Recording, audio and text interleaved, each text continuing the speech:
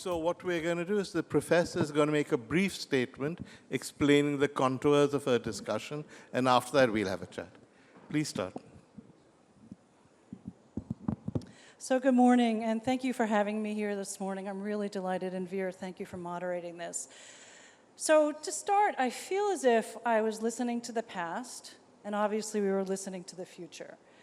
And what I mean by that is I was asked to talk about where we are in terms of the world order and leadership, and I've been working a lot on this idea about spheres of influence, which is a very old idea, right? We can go back centuries, and states and great powers sort of want to have control, sort of abrogate the autonomy of other states or other regions in order to have control, in order to control their foreign policy, not necessarily the currency, but their foreign policy, and who could move in and out in terms of trade, personnel, or people, or whatever. And what I'm arguing today, and why I think I'm talking about the present, and I don't know if it's going to be the future, as our esteemed Chinese professor was talking about, is that we're in an era of spheres of power. And what I mean by that is that the military still matters. Traditional political military power still matters. China's position matters. Taiwan's geographical position matters. It matters that the United States is pretty secure in the Western Hemisphere, which is why it can beat up on all its neighbors. So I'm not denying that military power and geography and territory is no longer important, but it now has to contend not only with economics, which has always been the case, right? The United States basically won World War II because of Detroit, but technology. And so I'm going to sort of underscore the point that was said in the earlier panel about the role of technology. And I think we are in a different era. Yes, in the 19th century, trains, steamships, the advent of the airplane, all very, very important technologies. But the technology that we're witnessing today is vastly different. And the reason is that it integrates with everything that we do, both militarily and economically. And so if you think about AI, cyber, the speed at which change happens, and we're seeing this every day, OpenAI, or we could talk about DeepSeek, they're releasing new models every day, and if you play around with these things, they're pretty extraordinary models. But we're also talking about technology of platforms, 5G. China's ahead on 5G, right? And so this technology that we're at, the speed of innovation, right? And then if you think about the cyber attribution, it's much more difficult. In the old days, when you think about military, we can think about the war in Ukraine. We saw the Russians coming. We watched them on TV. CNN showed them trying to get to Kiev, and they got stalled. Whereas when you think about in the cyberspace, it's very difficult to have attribution. So it's much more speedy. It's much more difficult to get attribution. Not impossible. And then there's a blurring of the lines between the military, the political, and the economic. And this is new.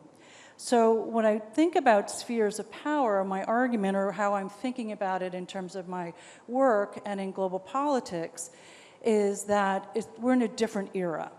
That if the United States and China, and I agree with our former interlocutors, they are the big players here, although Russia is still sitting there. It's got a pretty big nuclear arsenal still, and it wants to play with the heavyweights.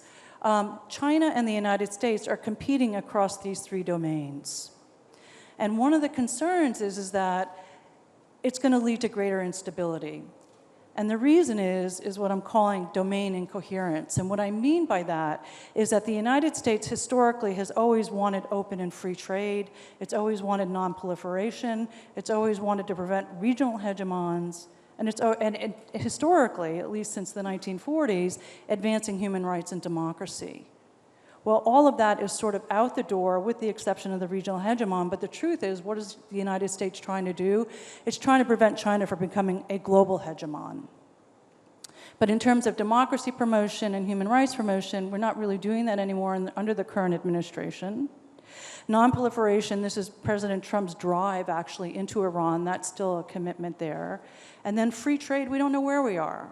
President Trump loves tariffs. And he loves slapping them on adversaries and allies alike.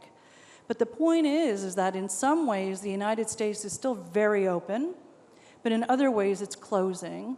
And similarly, China would like free trade, but on its terms. It wants to be bilateral. It wants to control that free trade. And then if you think about the technology, it wants to share some of its technology, but other technologies it wants to keep close. And then militarily, I think they're both closed, although the United States, one of its superpowers has always been its alliances, but the Trump administration is making a hash of that. It's one of the things that we had. We could rely on our allies to have some burden sharing. We had bases around the world. So it's not clear that the United States, even militarily today, has that in its pocket the way it used to even 5 years ago.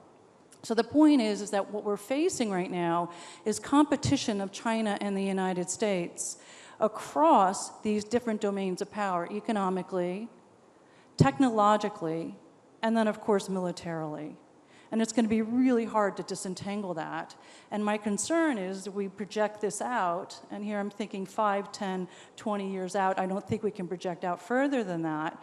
It's going to lead to instability because there's going to be points of friction where we're on new ground. We talked about the technology in the last. China did steal trade secrets. There's no denial of that. That is how they got ahead, right? And they... Yeah, in the 80s and the 90s. But then it started to sort of demand trade secrets in order for Americans to invest. That created tensions. But now it's innovating on its own. If anybody's been to China lately, it's extraordinary what China is doing in terms of solar, in terms of energy production, right? And green energy. But then, of course, in the cyber and AI space. So now it's innovating on its own, and what China's been a master at is deploying Western technologies, if you want to call that, and then innovating it for the local market. Is that stealing, or is that just being smart, right, and using those different technologies? So when I think about the world order as we move forward in terms of these domains of power... I'm going to interrupt you because sure. I have a quote from you saying that the world order as we know it is dead. Mm-hmm. You stand by that? It is. So the rules are done, right? The United States, and I think Professor Mearsheimer did a brilliant job talking about in the 1940s, the United States erected the Western system of institutions, which China benefited from, right? The World Trade Organization, we talked about the World Health, all these different organizations, the United Nations. But now you've got sort of the architect of all of that saying, no, we don't like those, we don't like multilateralism, everything's unilateral now, and it's transactional. Yeah. We need something for it. And from the allies even, it's no longer burden sharing. What we're seeing is burden shifting and compelling our allies to take now. I'm going to stop you again. Yeah. The question many people ask is when you say this, and many people say what you've said, it's essentially predicated on what Trump has done. You wouldn't have said this when Biden was president. So given that Trump has only 3 more years as president, should we be extrapolating on the basis of what he's doing? Well, look, it's a fallacy to say that the Obama administration and the Biden administrations weren't compelling our allies to spend more. They were. Okay. Look, Russia invaded Ukraine in 2014, and then it did it again in 2022, or 4 years in. In fact, 2 days ago, we celebrated the 4th anniversary of that invasion, that full-scale invasion. So, but I think the difference is that the Trump administration has done it just much more full-throatedly. Yeah. And I think Professor Mearsheimer is right. He doesn't like multilateral. He doesn't respect international institutions. And any law that he sees or regulation, he wants to figure out how to get around that. Yeah. He does that in his personal life, and he has done that as president in office. And so the idea is that moving forward, the issue is that let's say President Trump, I remember with the first administration, I was actually living in the UK. Okay. And I thought he's a blip. So I was looking at Brexit, is that permanent? And I was looking at Trump, and I thought Brexit's really bad for the UK. Yeah. And I left the University of Oxford, in part because I really thought Brexit was going to be bad. And it has not been pretty for the Brits. It hasn't. So here we are, right, with Trump. And the problem is Trump has been elected a second time. He's a trend. And the more time he spends in office, now we're on our 5th year of his presidency, these institutions, he ends up putting in place new rules, new ways of doing things that become normalized so that the baseline changes, so that even if he steps off, and it's not a J.D. Vance in 2028, but it's, let's say, a Democrat, there's going to have to be a lot of unraveling that's going to have to be done, right, before the next administration. And we saw that under Biden. What was Biden's first job that he did when he came in after the first Trump administration? He ran to Europe. Because he wanted to say to the Europeans, we need to figure out how to, trust us as Americans. The problem is, it's going to be so much harder because the Americans have now elected Trump twice, seeming to validate his position. And with all these executive orders, the imposition of these tariffs, the treatment of our allies, going after Greenland, Venezuela, and all of this, it's going to be much harder to trust the American system. So it's not only coming from us, but from outside in as to whether we can recover from this. I was going to ask you that. You're an American, presumably. Yes, I am. Does it matter to you that so much of the world hates America now? Oh, it matters to me tremendously. Absolutely. No, in fact, I teach on this. I teach on U.S. foreign policy, and I follow the polling. And one of the most unnerving things, and by the way, this was even before President Trump, is that many, and I would say most citizens in most states around the world saw the United States as more of a threat than Russia and China. Now, that polling was before it was like 30,000. That was before 2022. I'm sure Russia has risen. And the reason for that is that the United States has really sharp elbows, and we tend to forget that as Americans. We're easygoing, happy-go-lucky, but the truth is we have very sharp elbows. I wrote a book on U.S. intervention policy since 1776. A quarter of the more than 450 interventions happened since 1991. Think about that, a quarter since 90. So how is the rest of the world going to interpret the United States? It's a bully. Right? And so, yes, it bothers But Trump enjoys being a bully. He wants to be known as a bully, right? This administration really believes in a very machismo, very male, hate to say that, but a very machismo kind of bullyish. They think that that's a sign of strength. They don't believe in yielding. Here we are in South Asia. I did a lot of martial arts. There's no weaving and bobbing here. You're taking a direct punch from the Trump administration. And I'm sorry, a lot of the world doesn't believe in that. And also, it's not always the best way to approach your opponents, much less your allies, right? Is that you really do want to kind of yield and bend. And oftentimes it's like, bamboo, right? You want to be able to flex in the wind. And we're more like a rock, just lobbing them. So it is a real problem. That's a related question, not strictly a foreign policy question, but people in India say, don't Americans see what this man is doing? How come he's still popular enough to stay in office? Well, we'll see about this. Polling is not looking pretty for President Trump. He's at the lowest. I think he's 36%. And also, I have to tell you, just like I think in India, and in China, I bet as well, but this is why President Xi and the CCP want to keep that economy humming. They want to keep that middle class happy. It's economy first. And with President Trump running around the world, sending carrier and fleets to the Middle East and going after Venezuela, many Americans are not happy, actually, because they can't afford the food that they want to put on their table. Electricity prices are high. Energy prices are high.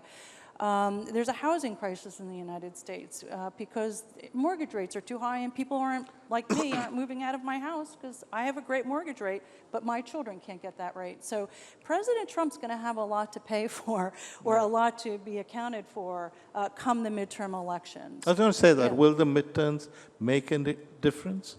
Will the party put pressure on him? Well, we've seen in some of the special elections that indeed the Republicans have been hurting. I mean, Texas, there was just a great analysis of Texas, which is you've seen turnout of Democrats that they didn't even know existed. This is the special election. Yeah, special elections in Texas.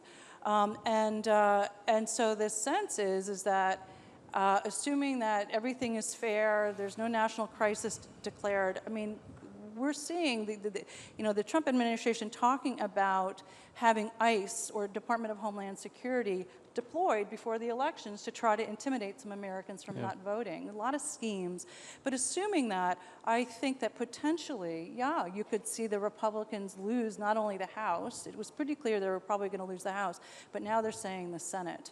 And if that happens, then the Trump President Trump's administration's ability to carry through with its policies, they're not going to be able to do it with the Democrats in control of the House and or the Senate. But your view is that even if that happens, he's already done so much, well, for want of a better word, damage, that it'll take a long time for people to unravel it. And in the process, he shifted the goalposts so that anything that follows will be influenced in some way by Trump and the boundaries he set. Right? Yes, I think that the trust in the look, I wouldn't trust the United States right now. If I were a middle power, I'd be hedging quite a bit. You see this with Vietnam. You know, Cambodia is completely in China's camp.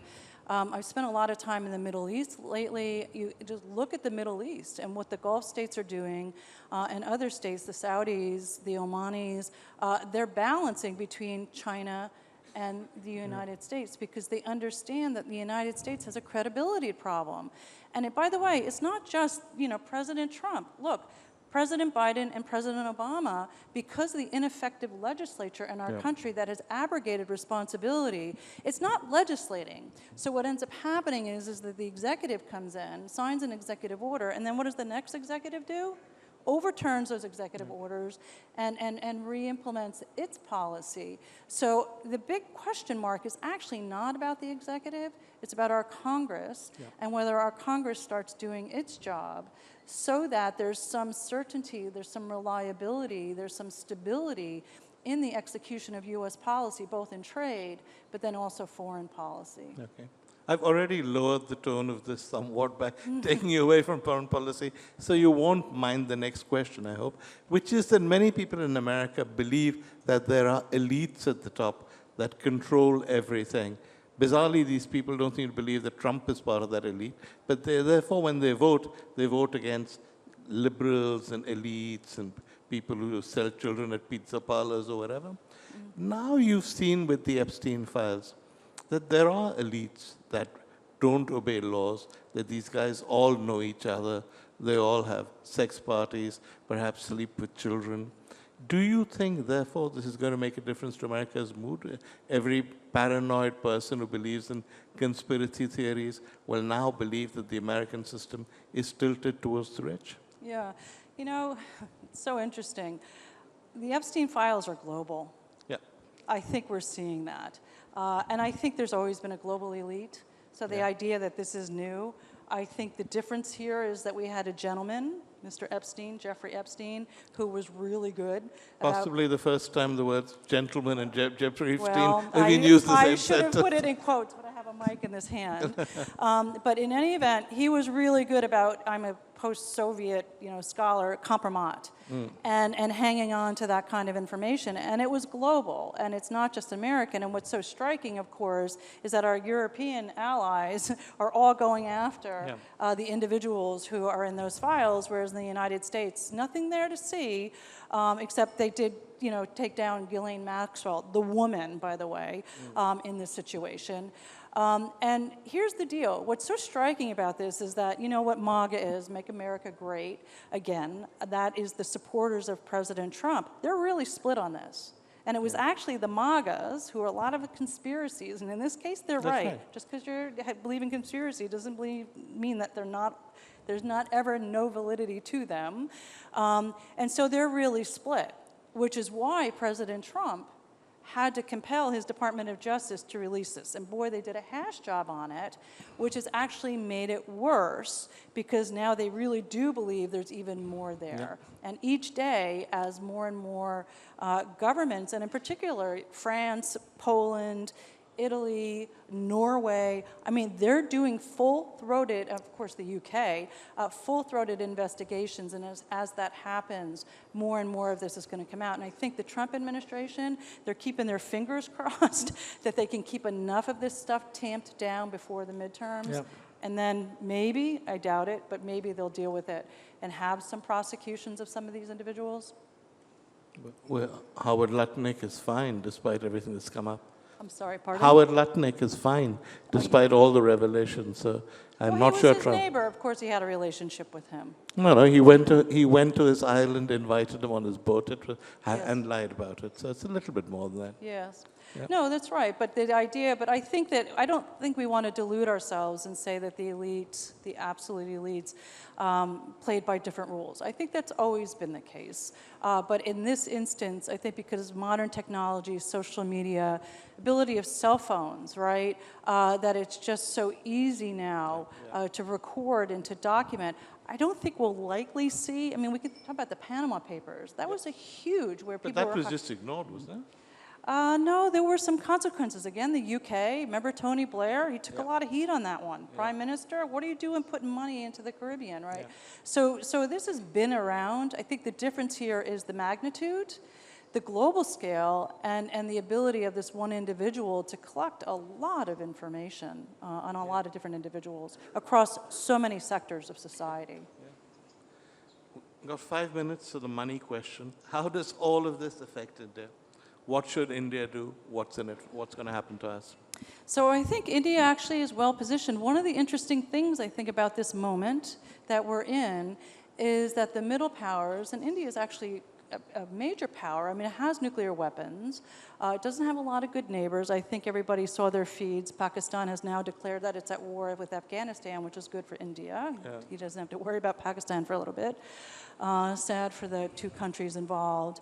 But it gives you room for maneuver, right? Because then you can work with the United States, and you can also work with China and also with Russia. We know that India was getting pretty decently priced oil as a result of the war in Ukraine. And so it just has to be really smart and think about the immediate, obviously, what kind of deals, but then the second, third, and fourth order effects of any policies or any agreements that it adopts going forward. I think Professor Mearsharma is right. I mean, for India, the big thing is domestically, whether you can lift enough of the population out of poverty, get them educated, and then figure out how to integrate them into the economy. I think where the Middle Eastern states failed was they actually educated them, they had the wealth, but they didn't have the jobs that could then, and we ended up having the Arab Spring. You had this big youth. And I think India, and also Africa to some extent, demographic shifts is back here. I study a lot about demographic shifts. So I think for India is making sure, trying to harness the talent and the human capital in this country so that you don't get discord. And then dealing with potential allies, partners in trade, military, whatever it might be, India can kind of play it off. It can hedge between the different major powers. Okay. You must have sensed, talking to people in India, there's a sense of surprise, almost betrayal, because we believed that America was our friend. Prime Minister Vajpayee referred to us famously as natural allies. And during the first term of Donald Trump, there was a certain amount of genuflecting from our side, but it worked well and he was quite pleased. And now suddenly in the second term, at a very crucial moment for us, the war with Pakistan, he suddenly turned sides, took the side of Pakistan, has repeatedly made offensive remarks about India, and has in his mind this fantasy that he stopped the war and that millions of people would have died. And we don't quite know what we did to deserve this, and we don't know what his relationship with Pakistan is. So what should we do? I think that you should, look, my sense with President Trump is again, we can return to that idea of the bully. Because he's in a position right now to be able to beat up on India, he will. I think there is, I agree with Professor Mearsharma. I think that he respects Prime Minister Modi. Prime Minister Modi is trying to do some good things for the country, but they do both have this idea, make America great again, make India great again, a very nationalist kind of idea. So I think right now, if I were India and I were advising Modi, is I would just stay on good terms with Trump, because that term mercurial was used, this term, he'll flip back around, because if he needs something from India, guess what? He's going to be knocking on the door of India and saying, okay, we're upset about China doing X or the Russian Federation doing Y. And India is a major player. I mean, the population is now the largest. It's got a big economy. The big issue is, like I said, the development piece. But that will come, hopefully, with good planning and good policy. In time, that will sort of develop properly. You say stay on good terms with Trump, and of course I think all of us agree with that. But how far do you go?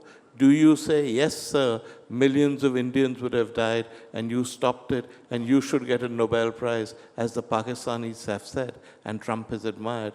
I mean, there are limits to which India will not go, and yet there are things Trump expects. So how do we handle that? Yeah. So no, I mean, look, one of my favorite Cosmopolitan covers, Cosmo the magazine, was, how do you keep your man? You massage his ego. Right? That's how you keep your man, right? So I think with Trump, you're right. It feels kind of dirty, kind of gritty to have to do that. But this is a guy who thinks a lot of himself. And so what I think you have to do is find your balance, how far you're willing to go. And I have said this publicly. He could be an extraordinary president of the United States. He has so much power at his fingertips now, thanks to our Congress, which is not doing its job, and a Supreme Court that's allowing him to take more and more, although the tariffs, we can talk about that.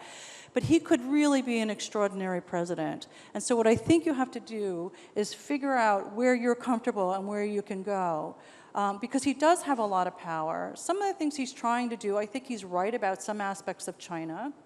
And just figure out where you're comfortable with saying, yes, Mr. President, that is correct. And then just ignoring where you feel as if you can't go there because that would violate some sort of, for you, some sort of value set. Because I agree with you. I would not be a groveling person to him. But I think there are some things that you could approach and say, yes, this has been helpful, this hasn't been helpful.